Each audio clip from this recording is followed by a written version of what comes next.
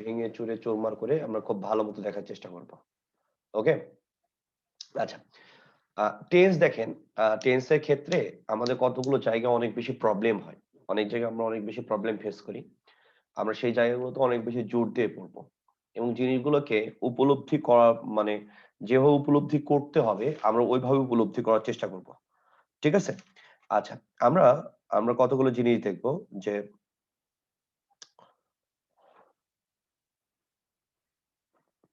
দেখেন বিসমিল্লাহির রহমানির রহিম।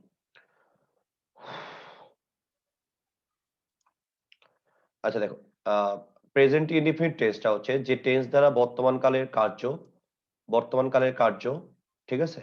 এরপরে কি? এরপরে হচ্ছে নিকট ভবিষ্যৎ, অভ্যাস, প্রকৃতি, চিরন্তন সত্য, বৈজ্ঞানিক সত্য, ঐতিহাসিক ঘটনাকে বর্ণনা করা হয়। সেগুলোকে আমরা প্রেজেন্ট ইনডিফিনিট টেন্স বলি। ওকে? আমি আবার বলতেছি যে আমরা বর্তমান কালের কার্য, বর্তমানে যে কাজগুলো তুমি ঘটাও সেগুলো, আপনার নিকট ভবিষ্যৎ সেগুলো, অভ্যাস, প্রকৃতি, চিরন্তন সত্য, বৈজ্ঞানিক সত্য তোমরা সবগুলো জানো যে ভাইয়া এগুলো প্রেজেন্ট ইনডিফিনিট টেন্স আমরা বলি। তুমি এগুলো সবসময় জানো যে ভাইয়া এগুলোকে আমরা প্রেজেন্ট ইনডিফিনিট টেন্সটা বলি। এবার তুমি যদি খেয়াল করে দেখো, আমরা স্ট্রাকচার কি বলি? যে সাবজেক্ট হবে, এরপরে হচ্ছে ভার্বের প্রেজেন্ট ফর্ম হবে, দেন অবজেক্ট হবে। এগুলো কথা তোমরা জানো। হ্যাঁ, এগুলো কথা তোমরা জানো। এবার আসো আরেকটা হচ্ছে সাবজেক্ট যদি থার্ড পারসন সিঙ্গুলার হয় এস বাই এস যুক্ত করতে হয়। কিন্তু শব্দের শেষে যদি আ double S, SH, CH, X ও জেড ইত্যাদি থাকে তাহলে ইএস এবং অন্যান্য সকল ক্ষেত্রে আমরা এস যুক্ত করি। যেমন দেখো ওয়াচ, লাস্টে কি আছে? সিএইচ, আমরা কি বলতেছি? ES, right? তো এবার দেখো এস্টাবলিশ, লাস্টে কি আছে? এসএস, ইএস যুক্ত করতেছি। ওকে? এবার আসো এখানে double S, SH, CH, X ও জেড। হ্যাঁ, তার মানে এক্স আছে। তার মানে আমরা যদি মিক্সেস বলতেছি, বাট দেখো তুমি নরমালি বলতেছো রিডস। এবার আসো বাক্যে always, often, occasionally, sometimes, usually, on যে যেকোনো দিনের নাম। আমরা বলতে পারি on Sunday, on Monday, on Tuesday, এরকম আমরা বলি। টুয়াইস এর পরে যেকোনো সময়, টুয়াইস এ ডে, এভরি এর পরে যেকোনো সময়, every day, every month, every year, right? এগুলো। এরপর জেনারেলি, নরমালি, রেগুলারলি, ইন এর পরে যেকোনো ঋতুর নাম যেমন ইন উইন্টার, ইন সামার ইত্যাদি থাকলে আমরা সেগুলোকে প্রেজেন্ট ইনডিফিনিট টেন্স বলি। রাইট? এবার এটা শর্টকাট টেকনিক কি? বা শর্টকাট টেকনিক হচ্ছে আওয়ার গার্ডেন্স। হ্যাঁ, শর্টকাট টেকনিক হচ্ছে আওয়ার গার্ডেন্স। এবার তুমি যদি খেয়াল করো আওয়ার, ও তে হচ্ছে অফেন, ইউ তে হচ্ছে ইউজুয়ালি, আর তে হচ্ছে রেগুলারলি, জি তে হচ্ছে জেনারেলি, এ তে অলওয়েজ, আর তে রেগুলারলি, ডি তে হচ্ছে ডেইলি, ই তে হচ্ছে এভরিডে, এন তে নরমালি, এস তে সামটাইমস। এগুলো তোমরা জানো। এবার আসো। এবার হচ্ছে সুন্দর জিনিস চলে আসছে। বিসমিল্লাহির রহমানির রহিম। দেখেন, আমরা ইউনিভার্সাল ট্রুথ, আমরা যেগুলোকে বলতেছি চিরন্তন সত্য। তো তুমি জানো ভাই চিরন্তন সত্য মানে চিরন্তন সত্য। সেটা আমরা সবসময় বাস্তবতাকে ভাবি। তো চিরন্তন সত্য মানে বাস্তবতা, যেটা বাস্তবতা, এই বাস্তবতাকে আমরা কখনো অতীতে নিয়ে যেতে চাই না। যেটা বাস্তবতা, যেটা চিরন্তন সত্য, সেটাকে আমরা কখনো অতীতেও নিয়ে যেতে চাই না। আমরা সবসময় প্রেজেন্ট ইনডিফিনিট টেন্স ভাবি, রাইট? দ্যাটস হাউ আই বলি the sun rises in the east. Habitual fact, তোমার অভ্যাস। ঠিক আছে? তার মানে কি? অভ্যাস মানে কি? তুমি রেগুলার ওই কাজটাই করবা। যেমন সকালবেলা উঠে তুমি প্রত্যেকদিন ব্রাশ করবা। রাইট? তার মানে এটা অভ্যাস তোমার। তুমি প্রত্যেকদিন সকাল হবে আর তুমি সকাল হলে তুমি ব্রাশ করবা। প্রত্যেকদিন সকাল হবে আর সকাল হলে তুমি ব্রাশ করবা। ঠিক আছে? তাহলে এবার দেখো তার মানে কি? প্রতিদিন ঘটনাটা ঘটতেছে। তার মানে কি? যেদিনই যাচ্ছ সেদিনই ওটা বর্তমান। কালকে তুমি কি? ব্রাশ করবা, তার মানে কি? কালকে ওটা বর্তমান। মানে যেদিনই যাবে তোমার এমনটা হবে না যে আরেকদিন তুমি ব্রাশ না করে থাকবা। ঠিক আছে? তার মানে কি? রেগুলার এই ঘটনাগুলো ঘটতেছে। দ্যাটস আমরা বলতেছি প্রেজেন্ট ইনফিনিট। এবার আসো। মজার জিনিস এখানে চলে আসছে। এবার আমি যদি বলি ঐতিহাসিক ঘটনা ভাইয়া, সবচেয়ে স্টুডেন্টরা বেশি প্রশ্ন করে যে ভাই ঐতিহাসিক ঘটনা, এই ঐতিহাসিক ঘটনাটাকে আমরা আমরা পাস্ট ইনডিফিনিট টেন্স না বলে আমরা প্রেজেন্ট ইনডিফিনিট টেন্স কেন বলতেছি? বুঝছেন? তাহলে আমরা ঐতিহাসিক ঘটনা, এই ঐতিহাসিক ঘটনাটাকে আমরা এটাকে বলতেছি কি ভাইয়া ঐতিহাসিক ঘটনা। তাহলে ঐতিহাসিক ঘটনা যখন, তখন ঐতিহাসিক ঘটনা যখন তুমি বলতেছো, তো ঐতিহাসিক ঘটনা বলার সাথে সাথে তুমি সেটাকে বলতেছো ভাইয়া ঐতিহাসিক ঘটনা হলে আমরা প্রেজেন্ট ইনডিফিনিট টেন্স বলবো। মজার ব্যাপার হচ্ছে ভাইয়া তুমি ঐতিহাসিক ঘটনা তুমি প্রেজেন্ট ইনডিফিনিট টেন্স কেন বলবা? যেমন তুমি যদি এখন চিন্তা করো দ্য তাজ মানে the Taj Mahal was made by Shah Jahan. খেয়াল করেন, আমি বলতেছি the Taj Mahal was made by Shah Jahan. Okay? এবার আমি বলতেছি দ্য তাজমহল মেড বাই হচ্ছে শাহজাহান। তাহলে এখন তুমি যদি খেয়াল করো আমি বলতেছি the Taj Mahal was made by Shah Jahan. এখন এই তাজমহল কি আজকে তৈরি হয়েছে? তাহলে না ভাইয়া, এটা তো অনেক আগের ঘটনা। তাহলে অনেক আগের ঘটনা তুমি পাস্ট টেন্সে না নিয়ে যে তুমি প্রেজেন্ট ইনডিফিনিট টেন্সে আনতেছো কেন? দেখো ভাই, অতীত কখনো পুরোপুরি অতীত হয় না। আমি আবার বলতেছি, অতীত কখনো পুরোপুরি অতীত হয় না। তা বর্তমানের সাথে জীবন্ত ইতিহাস হয়ে মিশে থাকে। মানুষসহ প্রতিটি জীবের বিভিন্ন পর্যায়ের অতীত রয়েছে। বোঝা গেছে? অতীত রয়েছে। বিবর্তনের সক্রিয় ধারায় অতীত নামক কোনো বিশেষ মুহূর্ত বর্তমান নামে কোনো বিশেষ মুহূর্ত থেকে সেটাকে তুমি বিচ্ছিন্ন করতে পারবা না। ফলে ইতিহাস, কালচার, রীতিনীতি, ওকে, অতীত কোনো না কোনো ভাবে আমাদের বর্তমানের সাথে মিশে থাকে। ওকে, তাই শুধু অতীত নয়, কত কত অতীতকে আমরা যদি বর্তমান ভেবে ক্ষান্ত হই না, সেগুলোকে আমরা রীতিমতো সদা বর্তমান ভাবতে চাই। কথা বোঝা গেছে? তাহলে সেগুলোকে শুধুমাত্র আমরা বর্তমান বলেও ক্ষান্ত হয় না, কতগুলো অতীতকে, কতগুলো রীতিনীতি, কালচার, হ্যাঁ, এগুলোকে আমাদের শুধু বর্তমান বলেই এটাকে আমরা ক্ষান্ত থাকি না। বোঝা গেছে? এগুলোকে আমরা সদা বর্তমান ভাবতে চাই। ওকে? এভাবে অতীতের কোনো ঘটনা যখন সময়ের গণ্ডিটা পেরিয়ে, ঠিক আছে? সময়ের গণ্ডিটা পার পার হয়ে তোমার বিশ্বজনীন, সার্বজনীন হয়ে ওঠে, তখন আমাদের এটা সবসময় এই ঐতিহাসিক ঘটনাগুলো আমাদের দিলের মতো বাজতেই থাকে। রাইট? এজন্য আমরা সেই অতীত ঘটনাকে আমরা অতীতের কাঠগড়ায় না রেখে আমরা সবসময় এটা মনের মধ্যে ভাবি। এই ভাবার ফলে এটাকে, এই ঐতিহাসিক ঘটনাগুলোকে আমরা সবসময় প্রেজেন্ট ইনডিফিনিট টেন্সে ব্যাখ্যা করি। কথা বোঝা গেছে? তার মানে সব অতীতকে তুমি অতীত বলতে পারবা না। কতগুলো অতীত তোমার মনের মণিকোঠায় সবসময় গুনগুন গুনগুন করে বাজতেই থাকে। দ্যাটস ওয়াই ওই যে অতীত, সেই অতীতের রীতিনীতি, কালচার বা অতীতের কোনো ঐতিহ্য, এই ঘটনাগুলোকে না আমরা কখনোই অতীত বলে আর থেমে থাকতে চাই না। সদা বর্তমান ভাবি। এইজন্য এই ঘটনাগুলোকে আমরা সবসময় প্রেজেন্ট ইনডিফিনিট টেন্স বলি। এইজন্য আমরা বলি the Taj was made by Shah Jahan, আমরা না বলে বলি the Taj is made by Shah Jahan. কথা বোঝা গেছে? তাহলে এই জন্য আমরা ঐতিহাসিক ঘটনাগুলোকে প্রেজেন্ট ইনডিফিনিট টেন্সে বলি। এরপর আসো, আরেকটা তোমাদের প্রবলেম অনেক বেশি ক্রিয়েট হয়, তুমি খেয়াল করবে। আরেকটা জায়গায় আমরা অনেক বেশি কনফিউজড হয়ে পড়ি। তাহলে ভাই কোন জায়গাতে অনেক বেশি কনফিউজড হয়ে পড়ি, সেই জায়গাটাতে তুমি যদি একটু খেয়াল করো। ধরো আমি তোমাকে বললাম, আমি আমি আগামীকাল, হ্যাঁ, আমি আগামীকাল খুলনা যাব। রাইট? আমি বললাম আমি আগামীকাল খুলনা যাব। খেয়াল করে দেখো। আমি আগামীকাল খুলনা যাব। আমি বললাম আমি আগামীকাল খুলনা যাব। ব্যাপারটা চিন্তা করেন।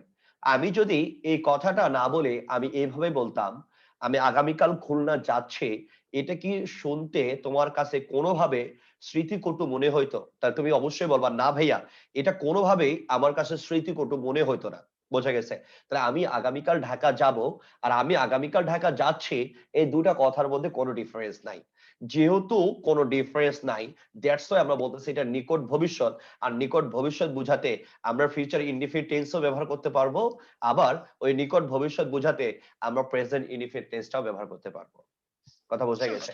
আর দ্যাটস ওয়াই আমি আগামীকাল ঢাকা যাব বা যাচ্ছি, এই কথাটার মধ্যে যেহেতু কোনো ডিফারেন্স নাই, আমি কোনো ডিফারেন্সিয়েট করতে পারবো না। দ্যাটস ওয়াই আমরা এখানে বলতেছি যে নিকট ভবিষ্যৎ বোঝাতে আমরা ফিউচার ইন দা প্রেজেন্ট, আমরা বলতেছি ফিউচার ইন দা প্রেজেন্ট। বোঝা গেছে? তো যেহেতু আমরা ফিউচার ইন দা প্রেজেন্ট বলতেছি, খেয়াল করবা, যেহেতু যেহেতু আমরা এটাকে ফিউচার ইন দা প্রেজেন্ট বলতেছি, ওকে, তার মানে নিকট ভবিষ্যৎ, তাহলে আপনি এই কথাটাই বলবেন। আমি এই কথাটা তুমি যেভাবে বলো, তুমি যদি বলো যে ভাইয়া নিকট ভবিষ্যতে আমি দুদিন পর ঢাকা যাচ্ছি, ঠিক আছে? তাই আমি যদি দুদিন পর, তুমি কি দুদিন পর যাবো বলতে পারো, যাচ্ছিও বলতে পারো। তো এই জন্য টেন্সে কোনো ভুল হয় না। আমাদের বাংলাদেশে মানে কিছু মানে আদেল মার্কা লোকজন আছে, তারা এগুলোকে একবার জগা খিচুড়ি পাকায় ফেলে। অনেকে অনেক রকম ব্যাখ্যা দেয়, আমি আসতেছি সেগুলোতে। ঠিক আছে? তাহলে এই কথা মনে রাখো। তাহলে আমি যদি এইভাবে বলি, তাহলে আমি এই কথাটা এভাবে বলতে পারবো, our school will open in the 15th of the next month. Next মান্থের 15 তারিখে খুলবে। রাইট? তার মানে এটা কি উইল ওপেন। আবার দেখো আমি যদি এখানে বলি যে আমাদের স্কুলটা ওই যে 15 তারিখে খুলছে, নিকট ভবিষ্যৎ, তুমি ওপেনস ও বলতে পারবা। আবার ইজ ওপেনিং ও তুমি বলতে পারবা। এখানে তোমার আহামরি কোনো ডিফারেন্স ঘটবে না। ওকে? তাহলে এটাকে, এই ইনডিফিনিট টেন্স গুলোর কাজকে আমরা প্রেজেন্ট কন্টিনিউয়াস টেন্সও তুমি করতে পারবা। ঠিক আছে? তাহলে এই জন্য এটাতে কোনো তোমার ঝামেলা হবে না। বোঝা গেছে? আচ্ছা, এবার আসো। এবার যদি দেখি নিকট ভবিষ্যতে যে কাজগুলো আছে না, এই জরুরি ভাবটি স্পষ্টভাবে ফুটিয়ে তুলতে আমরা বি গোয়িং টু ইউজ করি। আমি আবার বলতেছি, নিকট ভবিষ্যতে এই জরুরি ভাবটি স্পষ্টভাবে ফুটিয়ে তুলতে আমরা বি গোয়িং টুটা ইউজ করি। ঠিক আছে, তার নিকট ভবিষ্যতের এই জরুরি ভাবটি স্পষ্টভাবে ফুটিয়ে তুলতে আমরা কি ইউজ করি? বি গোয়িং টু ইউজ করি। এবার আসেন, তাহলে আমি যদি এখানে বলি আই উইল ডু ইট, খেয়াল করেন, আমি আপনাকে বললাম আই উইল ডু ইট। ঠিক আছে, আমি আপনাকে বললাম আই উইল ডু ইট, তার মানে কি আমি এটা করব। আবার আমি তোমাকে যদি বলি I am going to do it, I am going to do it, আপনারা খেয়াল করবেন, তাহলে আমি নিকট ভবিষ্যতে একটা জরুরি ভাবকে স্পষ্টভাবে ফুটিয়ে তোলার জন্য আমি বলেছি আপনি ব্যবহার করবেন বি গোয়িং টু। আবার বলতেছি, নিকট আপনার নিকট ভাবটা প্রকাশ করতে আপনি কি বলবেন? আপনি বলবেন বি গোয়িং টু। ঠিক আছে, আপনি বলবেন বি গোয়িং টু। এবার আসেন, তাহলে আমি বললাম I will do it, right, আমি বললাম আই উইল ডু ইট। এবার আসেন, তাহলে আমি বলতেছি আই উইল ডু ইট। এবার ভাইয়া আসেন, আমি আপনাকে আবার দেখা বলতেছি যায় না। I am going to do it. ঠিক আছে, অর্থাৎ I am going to do it যখন আপনি বলতেছেন তখন আপনি মানসিক ভাবে প্রস্তুত। পানি দিন। ওকে, তাহলে আমি বলতেছি যে আমি মানসিক ভাবে প্রস্তুত, কাজটা শুরু করতে আর বেশি সময় লাগবে না। আমি বলতেছি আই উইল ডু ইট, আমি এটা করব, বাট আমি কবে করব আমি জানি না, বাট আমি এটা করব। আমি তোমাদের বলতেছি ভাইয়া আমি তোমাদের আরো অনেকদিন পড়াবো, কিন্তু কবে পড়াবো আমি স্পেসিফিক ভাবে বললাম না, আমি পড়াবো। ঠিক আছে, আমি যদি বলি I am going to do it, তার মানে আমি মানসিক ভাবে প্রস্তুত, আমি মানসিক ভাবে প্রস্তুত। আর সময় লাগবে না ভাইয়া, খেলাধুলা শুরু হয়ে যাবে। ঠিক আছে, আর কোনো সময় লাগবে না, আমরা খেলাধুলাতে চলে যাব, রাইট। তার মানে যখন তুমি জরুরি ভাবটা স্পষ্টভাবে ফুটিয়ে তুলবা, তবে ওই জায়গাগুলোতে তুমি বি গোয়িং টু ইউজ করবা, রাইট। তাহলে তুমি ওই জায়গাগুলোতে তুমি বি গোয়িং টু ইউজ করবা। এবার আসো, আমি বললাম we will sell this house, right. আমি তোমাকে বললাম we will sell this house, আমরা এই বাড়িটা বিক্রি করব। ঠিক আছে, ভাই কবে বিক্রি করবো আমি জানি না, আমি কবে বিক্রি করবো নির্দিষ্ট না, কত দেরি হবে আমি সেটাও জানি না। এই জন্য লিখে দিচ্ছি, দেখো কবে তা নির্দিষ্ট নয়, কত দেরি হবে সেটাও আমি বুঝাচ্ছি না, বাট আমি আমি বললাম যে ভাইয়া আমার 3000 স্কোয়ার ফিটের ফ্ল্যাট অনেক পছন্দ, আমি এই বাসাতে থাকবো না, আমি এই ফ্ল্যাটটা বিক্রি করে ফেলবো, I will sell this flat, আমি আমার ফ্ল্যাটটা বিক্রি করে ফেলবো, বাট আমি নির্দিষ্ট না আমি কবে করবো। বাট আমি যদি বলি we are going to sell this flat বা we are going to sell this house, তার মানে কি বোঝাবে? ভাইয়া সব শেষ, দর দাম সবকিছু কমপ্লিট হয়ে গেছে ভাইয়া, সব কমপ্লিট হয়ে গেছে, সবকিছু চূড়ান্ত, কয়েকদিনের মধ্যে বিক্রি হয়ে যাবে। ঠিক আছে, কয়েকদিনের মধ্যে দেরি হয়ে বিক্রি হয়ে যাবে। তাহলে আমি আবারও বলতেছি, যখন কোনো ভবিষ্যতে তুমি জরুরি ভাবটা তুমি ফুটিয়ে তুলবা, তো জরুরি ভাবটা তুমি যখন ফুটিয়ে তুলবা, ওই জরুরি ভাবটা ফুটিয়ে তোলার ক্ষেত্রে আমরা বি গোয়িং টু টা ইউজ করি। আমি আবার বলতেছি, আমরা ওই জরুরি ভাবটা স্পষ্টভাবে ফুটিয়ে তুলতে আমরা বি গোয়িং টু টা ইউজ করি। ওকে, ক্লিয়ার?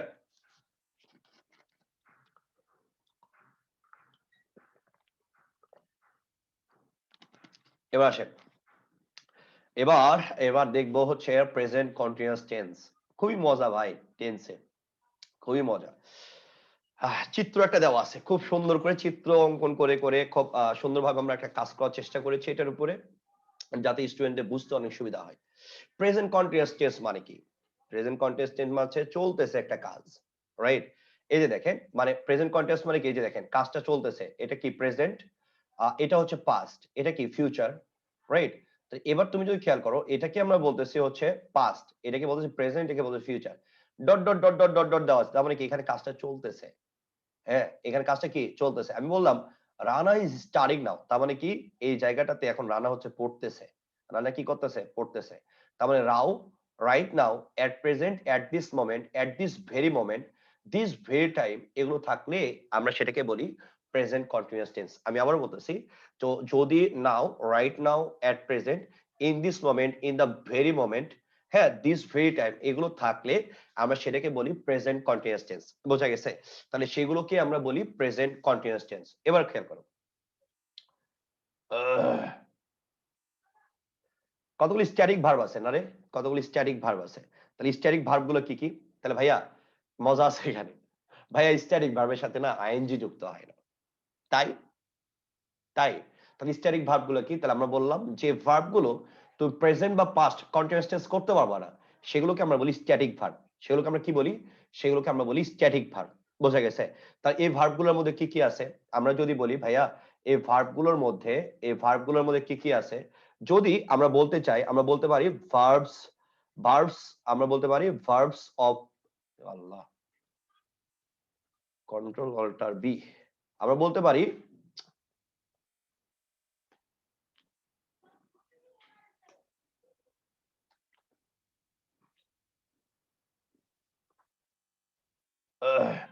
খাতা কলমে একটু লেখো, লেখো ভার্ব অফ পারসেপশন।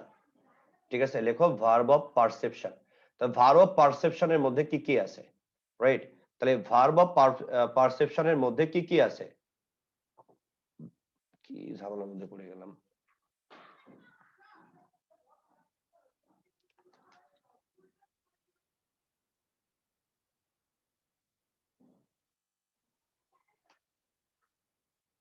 আসছে, দেখো আমি বলতেছি verbs of perception, right? Verbs of perception, এই ভার্ব অফ পারসেপশনের মধ্যে কি কি আছে? তাহলে আমরা ভার্ব অফ পারসেপশনের মধ্যে যদি খেয়াল করি, তাহলে আমরা বলতে পারবো ভাইয়া এর মধ্যে সি আছে, এর মধ্যে কি আছে, এর মধ্যে হচ্ছে হিয়ার আছে, রাইট? এর মধ্যে কি আছে ভাইয়া, স্মেল আছে, রাইট? এর মধ্যে কি আছে, স্মেল আছে। তাহলে আমরা ভার্ব অফ পারসেপশনের মধ্যে কি কি বলতেছি? ভার্বস অফ পারসেপশনের মধ্যে আমরা বলতেছি যে আমরা বলতেছি হচ্ছে সি আছে, হিয়ার আছে, স্মেল আছে, ঠিক আছে? এরপরে নোটিশ আছে, নোটিশ, নোটিশ। এরপরে কি আছে? এরপর হচ্ছে রিকগনিশন আছে, রিকগনাইজ আছে, রিকগনাইজ ভার্ব, তার রিকগনাইজ আছে, রাইট? রিকগনাইজ আছে। তো এই যে এরকম ভাবে তুমি আলাদা করে করেও পড়তে পারো।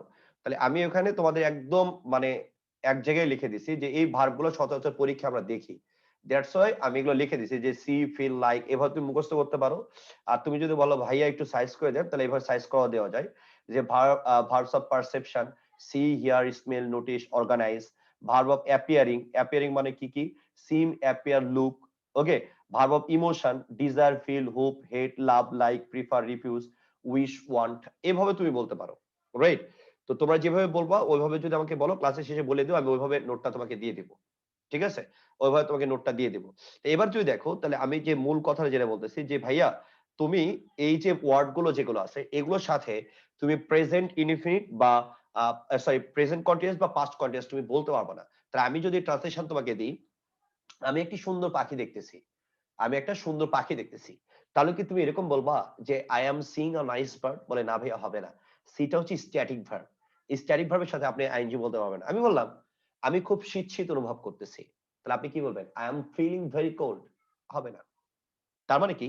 এই যে see, feel, like, wish, know, hear, think, understand, believe, belong, consist, notice, want, desire, recognise, smell, love, hate, like, dislike, forgive, hope, remember, need, realise, mind, এই ভার্ব গুলোকে তুমি কখনোই প্রেজেন্ট অথবা তুমি পাস্ট কন্টিনিউয়াসে লিখতে পারবে না। আমি আবার বলতেছি, যে ভার্ব গুলো আছে এই ভার্ব গুলোকে তুমি কখনোই তুমি প্রেজেন্ট টেন্স অথবা তুমি ফিউচার টেন্স মানে প্রেজেন্ট অথবা তুমি পাস্ট কন্টিনিউয়াসে তুমি লিখতে পারবে না। কিন্তু এটা এক্সেপশনাল আছে। এক্সেপশনালটা কি? এক্সেপশনাল যদি তুমি খেয়াল করো, দুটো এক্সেপশন আছে। আমি দেখছি তো দেখছি, এটা ব্যতিক্রম। আমি দেখছি তো দেখছি, এটা ট্রান্সলেশন তাহলে কি হবে? তাহলে আপনি বলবেন ভাইয়া আমি দেখছি তো দেখছি, এটা ট্রান্সলেশন হবে, হ্যাঁ, এটা ট্রান্সলেশন হবে I am seeing and sing. আমি আবার বলতেছি, এটা ট্রান্সলেশন হবে I am seeing and sing. আমি দেখতেছি তো দেখতেছি, আমি আগের থেকে ভালো বোধ করতেছি। তাহলে এটাই ট্রান্সলেশন কি হবে? আর ইউ ফিলিং বেটার নাও?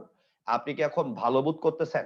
ওকে, তাহলে আমরা যখন ফিল দ্বারা কোনো তুলনা বুঝাই, রাইট?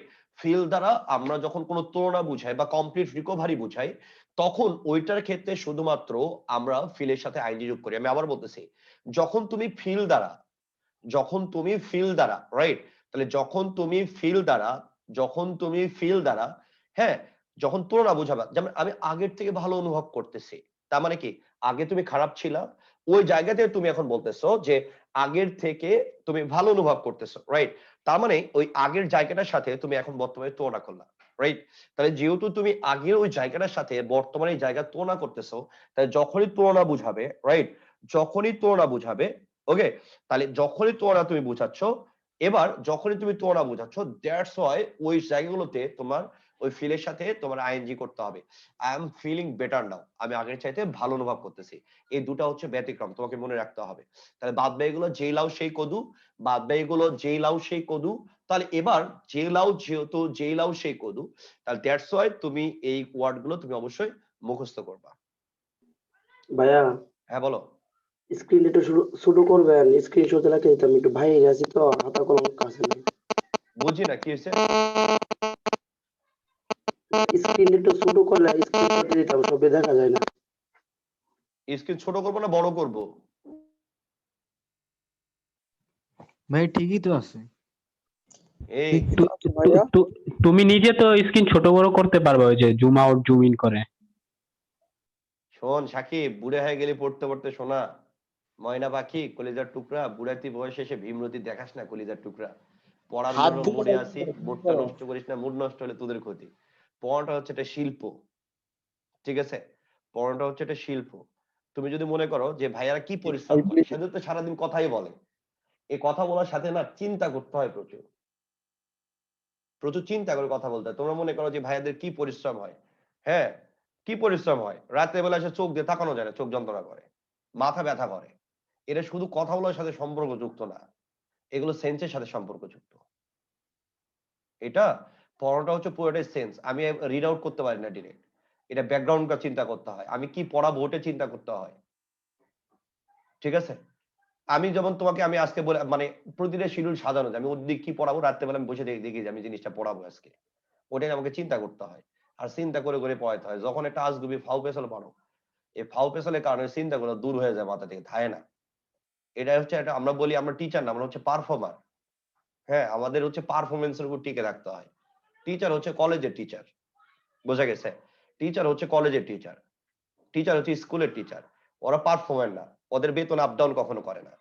আর আমরা হলো পারফর্মার, আমাদের যদি পারফরমেন্স আপ ডাউন ঘটে যায় আমাদের সবকিছু শেষ হয়ে যায়। এই জন্য আমরা টিচার, আমি কখনো আমি নিজেকে কখনোই বলতে শুনবো না যে আমি টিচার। আমি সবসময় বলি আমি তোমাদের বড় ভাই, নয়তো আমি বলি আমি পারফর্মার, আমি পারফরমেন্স করি, আমি পারফরমেন্স দিই, ঠিক আছে? আমি কতখানি ভালো পড়াবো এর উপর আমার রিজিক নির্ভর করবে। তার মানে কি আমি টিচার না, আমার নির্দিষ্ট কোনো স্যালারি নাই, তার মানে আমার পারফরমেন্সের উপর সবকিছু নির্ভর করে। এই পারফরমেন্সে কখন ব্যাঘাত ঘটে, যখন মানসিক শান্তি ব্যাঘাত ঘটে তখন।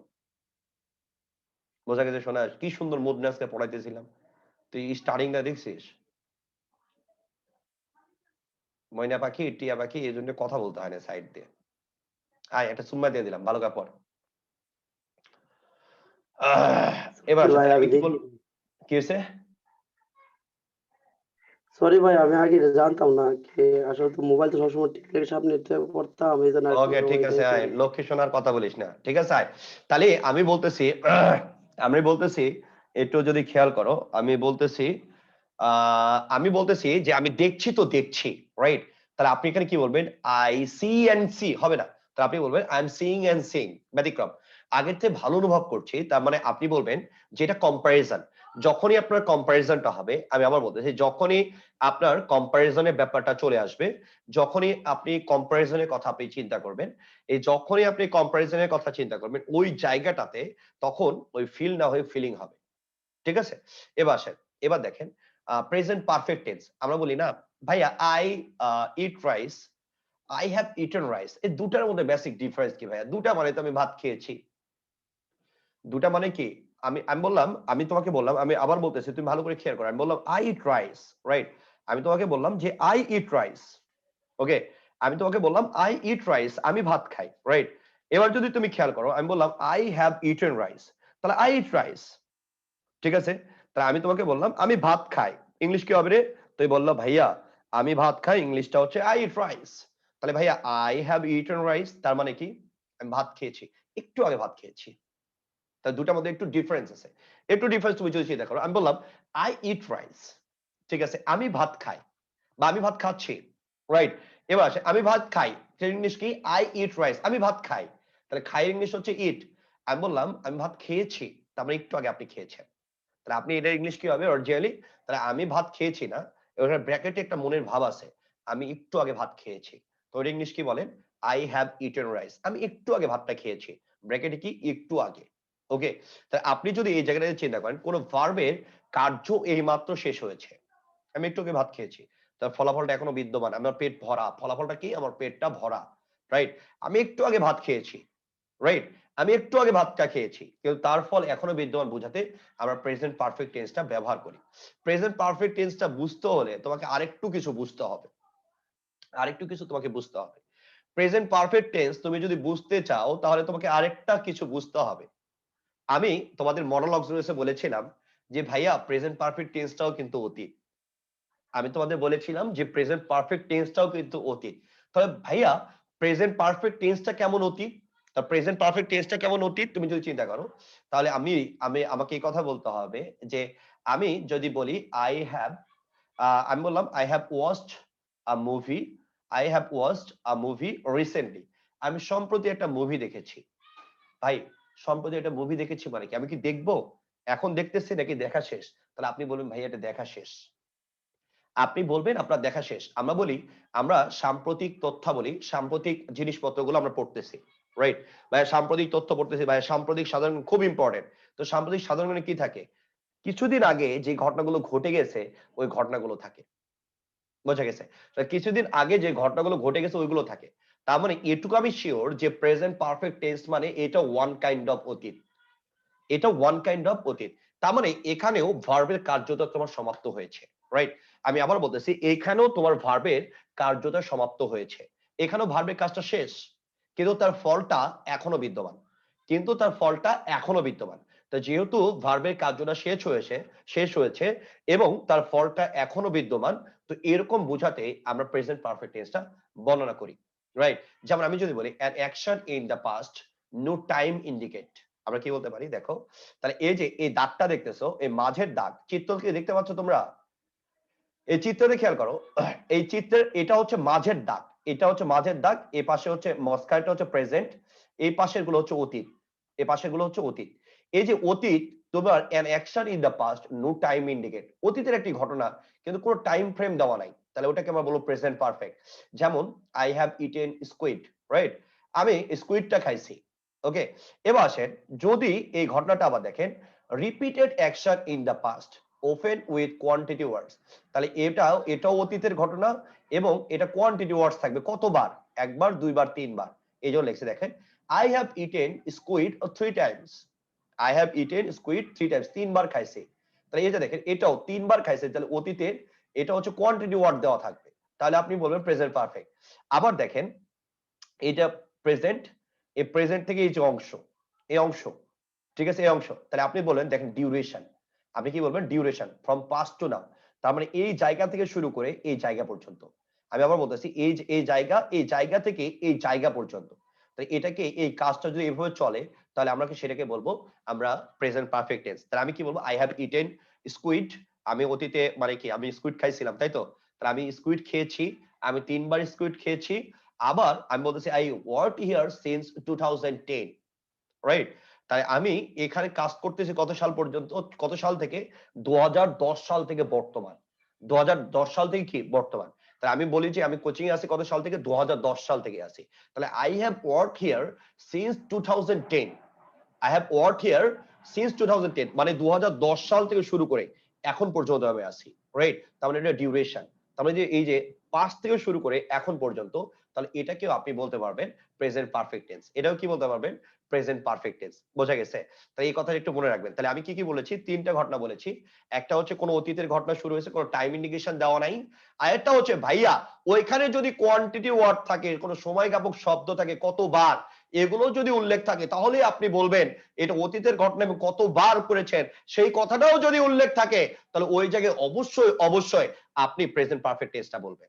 আরেকটা হচ্ছে অতীতে কাজটা শুরু করছেন কিন্তু এখনো কাজটা চলতে আছে, তো অতীতে একটা কাজ শুরু করছেন এখন আপনার চলতে আছে, তাহলে প্রেজেন্ট পারফেক্ট টেন্সটা হবে। তাহলে এবার একটু খেয়াল করেন, এবার আমরা বলতেছি কি ভাইয়া প্রেজেন্ট পারফেক্ট টেন্স স্ট্রাকচার কি?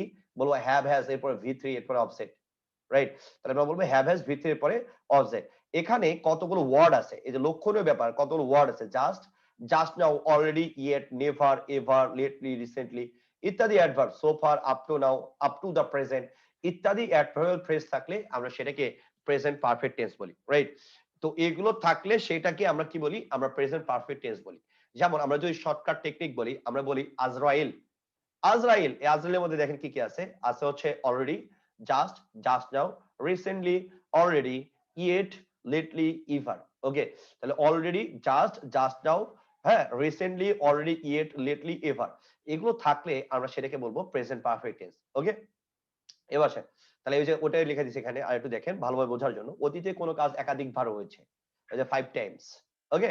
তারপরে এবার দেখেন সেন্টেন্সে ইট ইজ ফার্স্ট বা সেকেন্ড টাইম এরকম উল্লেখ থাকলো প্রেজেন্ট পারফেক্ট টেন্স হয়। It is first time, it is first time, it is second time, এগুলো টাইম থাকলেই আপনি অবশ্যই সেটাকে আপনি প্রেজেন্ট পারফেক্ট টেন্স বলবেন। ঠিক আছে, এরপর আসে, এরপর আমরা দেখবো, এরপর আমরা একসাথে তিনটা পার্থক্য দেখবো। একটা present perfect, past indefinite, past continuous. আমরা একটু পরে লাস্টের দিকে ওই পার্থক্যগুলো আমরা একটু দেখবো।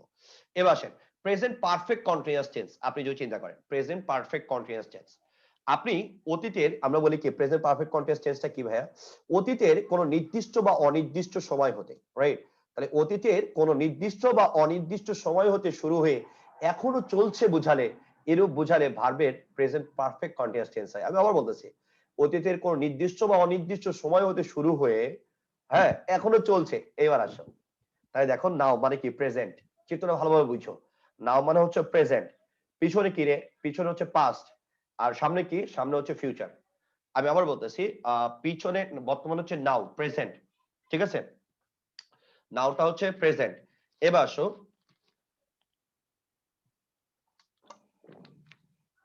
এবার যদি চিন্তা করেন, তা আমরা বলতেছি নাওটা কি প্রেজেন্ট, বুঝা গেছে?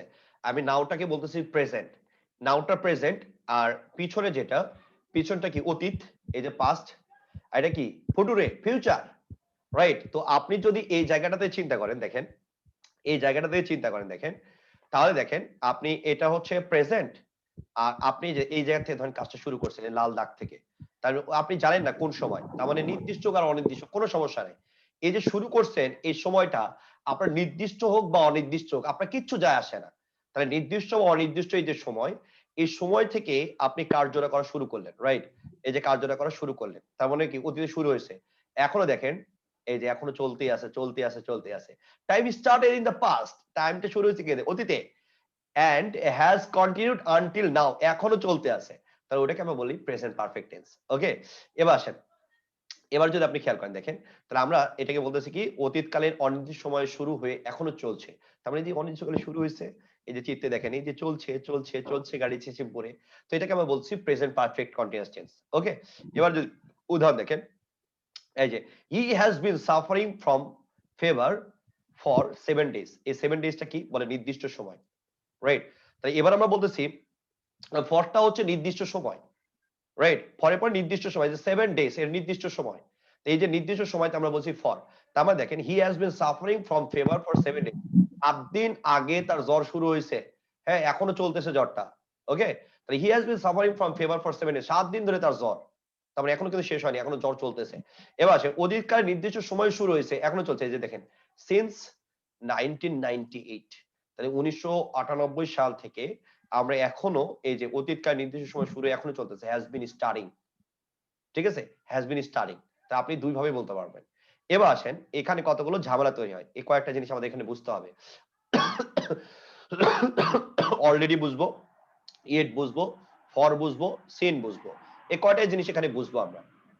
ওকে, তো এবার আমরা যদি কয়টা জিনিস বুঝি দেখেন, তাহলে আমরা এইভাবে বলতে পারবো যে অলরেডিটা কি, তাহলে অলরেডিটা ভাইয়া অলরেডিটা হচ্ছে একটা অ্যাডভার্ব, এটা কোথায় বসে, তাহলে যেহেতু আমরা মডাল অক্সিলারিজ এর মধ্যে পড়েছিলাম অক্সিলারি ভার্ব আর মূল ভার্বের মাঝখানে, অক্সিলারি ভার্ব আর মূল ভার্বের কোথায় বসে, তাহলে আমরা বলবো অক্সিলারি ভার্ব আর মূল ভার্বের মাঝখানে বসে, বোঝা গেছে? তাহলে আমরা বলবো অক্সিলারি ভার্ব আর মূল ভার্বের মাঝখানে বসে, এই জিনিসটা একটু খেয়াল রাখবেন। আমি আবার বলতেছি অক্সিলারি ভার্ব আর মূল ভার্বের আপনি মাঝখানে ইউজ করবেন। ওকে, তাহলে হ্যাভ হ্যাজ এটা কি অক্সিলারি ভার্ব, এরপরে ভি3 এটা হচ্ছে মূল ভার্ব, তো এটার মাঝখানে আপনি কি বলবেন, এই মাঝখানে বলবেন অ্যাডভার্ব, তার মানে মাঝখানটাতে আপনি বলবেন অলরেডি। এবার আসেন ইয়েট, তাহলে ইয়েট থাকলে আমরা জানি যে পারফেক্ট টেন্স হয়, তাহলে ইয়েটটা কি বলবেন আপনি, তাহলে ইয়েটটা দেখেন আপনি যখন ইয়েটটা বলবেন, ইয়েটটা যদি আপনি লাস্টে ব্যবহার করেন, ওকে, তাহলে আপনি এই হ্যাভ নট বা হ্যাজ নট ইউজ করবেন, আর যদি মাঝখানে ব্যবহার করেন তাহলে আর নেগেটিভ করার দরকার নাই। তার মানে আপনি সেন্টেন্সটা আপনি এভাবে বলতে পারবেন, আপনি এভাবে বলতে পারবেন উই, আমরা এভাবে বলতে পারবো যে I have yet to write, ইস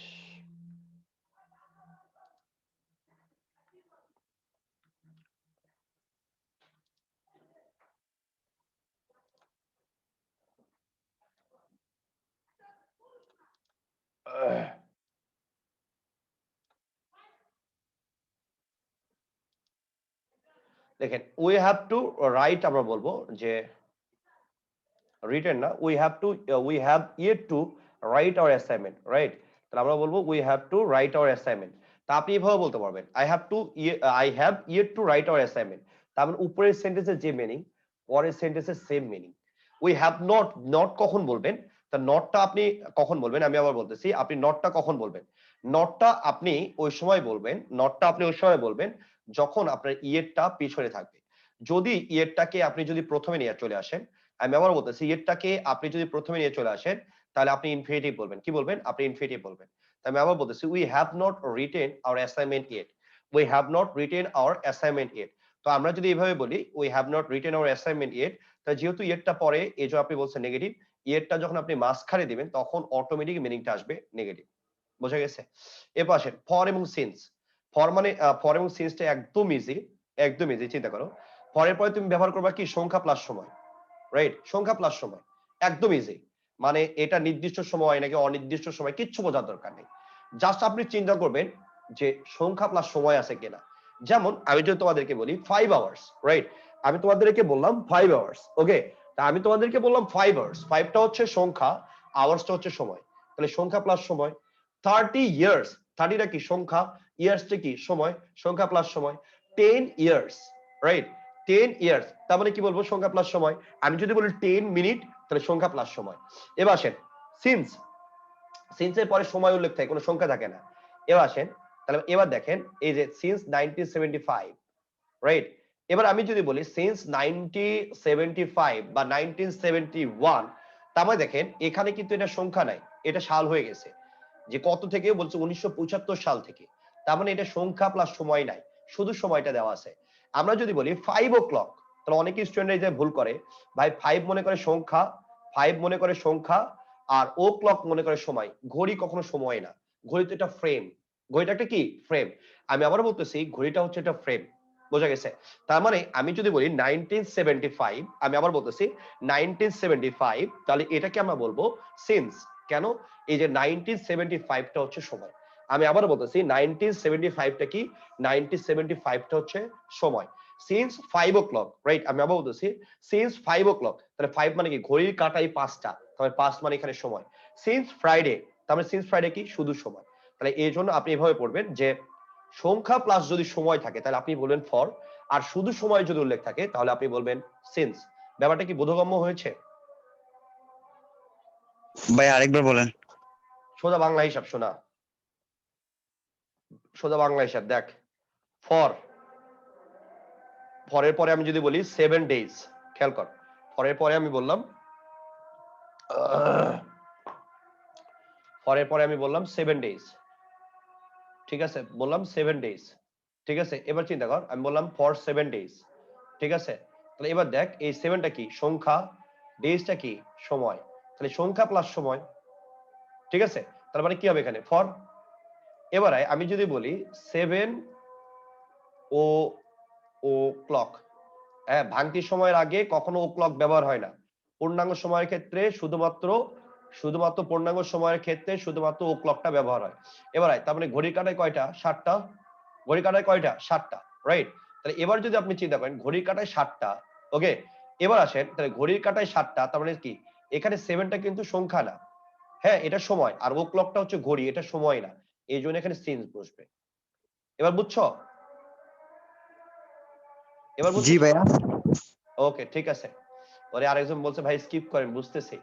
ওরে শোনা, সবাইকেই বুঝতে হবে। তোমার যদি 5 মিনিট সময় নষ্ট হয় কিচ্ছু হবে না, অ্যাডমিশন বহুত দেরি, ঠিক আছে? একটু ধৈর্য নিয়ে একটু সুন্দর করে পড়তে হবে শোনা। এবার আসেন পাস্ট ইনডিফিনিট টেন্স। এবার বুঝো, তার পাস্ট ইনডিফিনিট টেন্সটা কি? ভাই অতীতের ঘটনা, রাইট? একদম খুবই ইজি। অতীতে কোনো কাজ সম্পন্ন হয়েছিল, অতীতে একবার সম্পন্ন হয়ে গেছে, তাই এটা প্রেজেন্ট, এটা অতীত। তাহলে এই জায়গাটাতে তোমার কাজটা সম্পূর্ণভাবে শেষ হয়ে গেছে, রাইট? তাহলে এটা প্রেজেন্ট, এটা অতীত, এই অতীতে এই কাজটা 100% শেষ হয়ে গেছে, ওকে? তো যেহেতু অতীতে এটা 100% শেষ হয়ে গেছে, দ্যাটস ওয়াই এটাকে আমরা বলতেছি পাস্ট ইনডিফিনিট টেন্স, ওকে? তো এটা কি? সাবজেক্ট ভার্বের পাস্ট ফর্ম যে এক্সটেনশন, এটা তোমরা এটা তোমরা জানো, ঠিক আছে?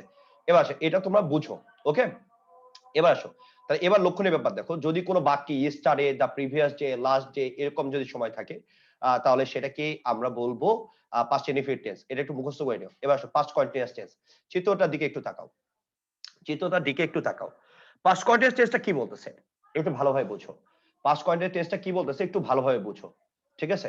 এবার যদি খেয়াল করে দেখো, এটা তোমার পাস্ট অতীত, ঠিক আছে? তা আমি বললাম এটা তোমার অতীত, এটা তোমার বর্তমান, এটা তোমার ভবিষ্যৎ। এবার আসো তাহলে পাস্ট কন্টিনিউয়াসটা কি? তাহলে ভাইয়া অতীতে কোনো কাজটা চলতেছে, এই যে দেখো চলতেছে চলতেছে চলতেছে চলতেছে, তাহলে এটাকে বলতেছে আমরা পাস্ট কন্টিনিউয়াস। তাহলে এই যে অতীতে এই যে কাজ চলতেছে চলতেছে চলতেছে, এটাকে আমরা বলছি পাস্ট কন্টিনিউয়াস টেন্স। ওকে, তাই ভার্বের কোনো কাজ অতীতে কোনো কালে কিছু সময় ধরে চলছিল, যে চলছিল চলছিল, তাহলে সেটাকে আমরা বলবো পাস্ট কন্টিনিউয়াস টেন্স। ওকে, এবার আসো তিনটা টেন্সের মধ্যে আমরা একটু বেসিক ডিফারেন্স দেখবো। আমরা তিনটা টেন্সের মধ্যে এখন একটা বেসিক ডিফারেন্স আমরা দেখবো। বেসিক ডিফারেন্স দেখার জন্য আমাদের একটা পেজ নিই সাদা, সেই পেজটাতে আমরা একটু দেখবো, ঠিক আছে? তো এই জায়গাটাতে আমরা একটু দেখার চেষ্টা করি। আমি বললাম, ভালোভাবে খেয়াল করবো, হ্যাঁ? আমি বললাম আই ওয়াচ ডাব্লিউ তে ব্যাপক সমস্যা হয়েছে আমার।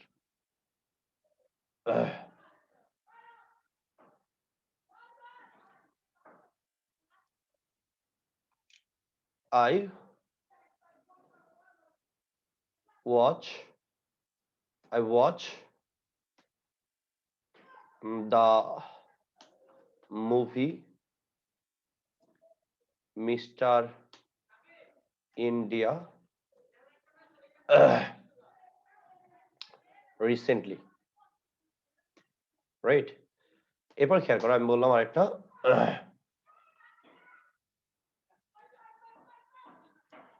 এরপর আমি আরেকটা সেন্টেন্স বললাম, সেটা হচ্ছে I watched the movie Mr. India last night.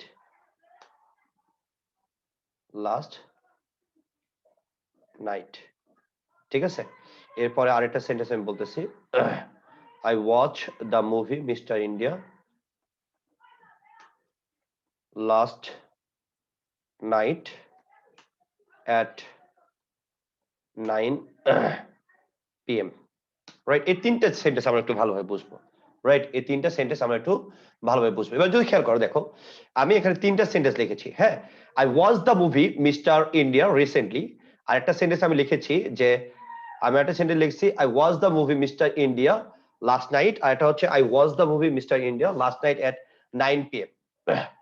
তিনটা ঘটনার দিকে তুমি যদি খেয়াল করো, তিনটাই কিন্তু তোমার অতীত। ভালোভাবে খেয়াল করো।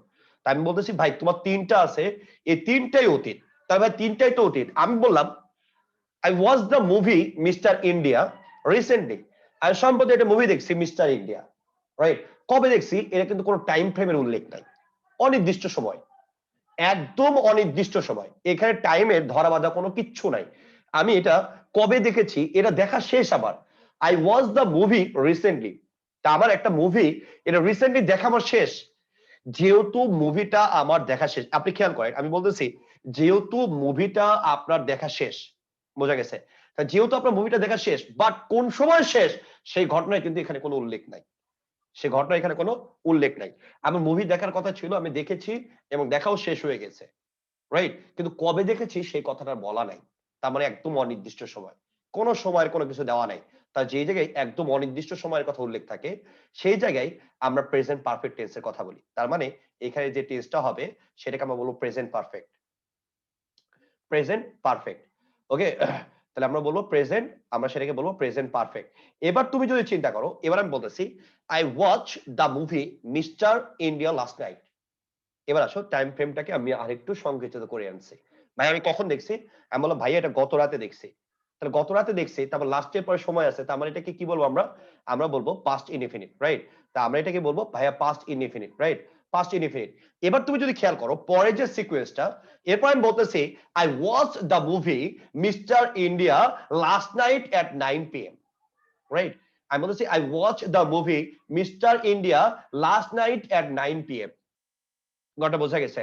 তাহলে আপনি যদি এই জায়গাটাতে খেয়াল করেন I watched the movie Mr. India last night at 9 PM, ঠিক আছে? তাহলে আমি ওই লাস্ট নাইটে কয়টার সময়? আমি 9টার সময় এই মুভিটা দেখেছিলাম, রাইট?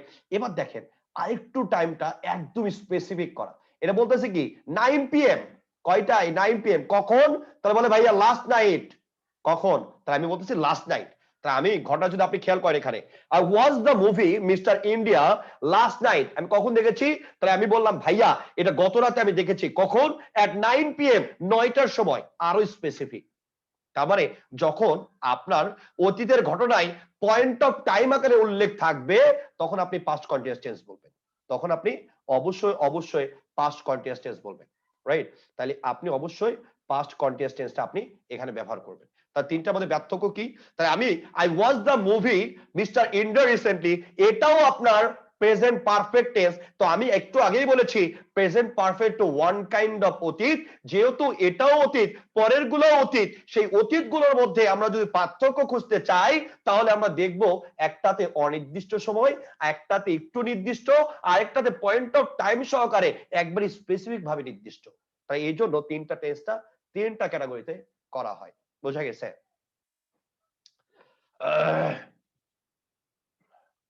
এরপরে চলে আসেন, কোথায় ছিলাম কোথায়?